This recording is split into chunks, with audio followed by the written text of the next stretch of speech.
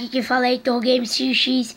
Vim trazer mais um vídeo de como a gente fortalecer os dragões. Bem, tem um dragão aqui meu, ele é bem fortalecido, que é o Puro Chamas, que no caso Puro Chamas, que é o Puro Fogo, que muita gente chama assim.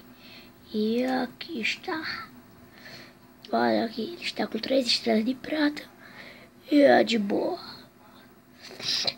Ele está muito forte. Para começar a primeira classe, você tem que ter 5 vitórias. 5 vitórias. Aí, um exemplo, se eu ganhar 3 em uma batalha, só com um dragão, aí meu dragão já vai ter 3 vitórias. Se eu ganhar mais 3, aí já é um avanço para a próxima classe, que é com 2 estrelas de bronze. E galera, também vou mostrar o ovo que deu aqui, ó.